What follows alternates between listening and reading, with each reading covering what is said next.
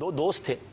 एक दोस्त ने अपने दूसरे दोस्त से पूछा, यार ये बताओ कि तुम्हारी वालिदा की फेवरेट डिश क्या है, खाने में फेवरेट डिश क्या है। बहुत देर तक सोचता रहा, फिर रोने लग गया। तो कहा कमाल है, इतनी देर से जवाब नहीं दे रहे। वो वेस्टर्न वर्ल्ड का शख्स था जिसने ये सवाल किया था। तो उसने कहा कि मेरी माँ की पसंदीदा चीज जो है ना, वो बचा हुआ सालन और बची हुई रोटी है। अब उसके पस मंजर में उसने पूछा ये क्या बात की। और मैं अब आज अपने दिल के तासुरात पेश कर रहा हूँ। आज मेरी उम्र 40 साल से ज्यादा हो गई है। मुझे आज तक याद नहीं है कि मेरी माँ ने कभी खाना बनाकर ये कहा हो कि ये मेरी आज पसंदीदा चीज मैंने बनाई है।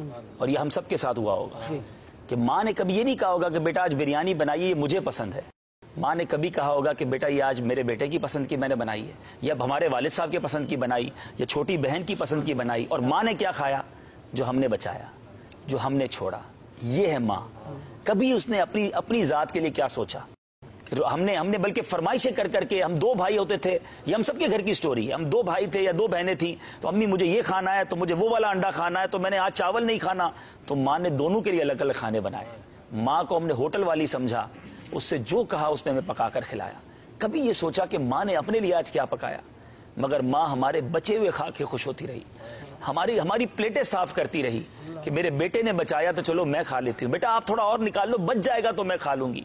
हमने गर्म खाना खाया, हमारी माँ ने हमारे बाद दस्तरखान उठाकर ठंडे खाने खाए।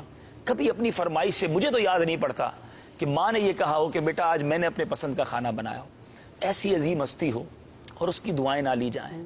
जिनकी माएँ हैं उनकी दुआएं लीजिए, उनकी खिदमत कीजिए। अगर बूढ़ी हो गई हैं तो अब उन्हें तकलीफ ना दो, उनकी खिदमत करो।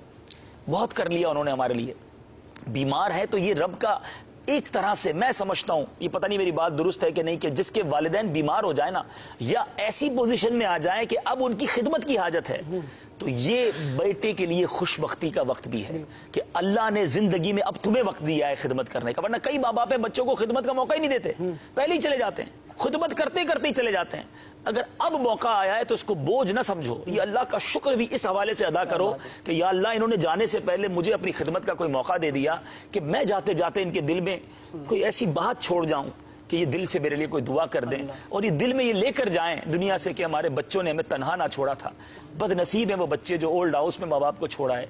बदनसीब है वो बच्चे जिन्होंने सर्वेंट के नाम पर, मुलाजमीन के नाम पर माँ बाप को हवाले कर दिया। ऐसा ना करें, जितना हो सके इनकी खिदमत करें। ये कारोबार, ये दुनिया, ये हमारे बच्चे बीवी सब बाद में चलता रहेगा। ये माँ बाप चले गए तो फिर याद आते रहे।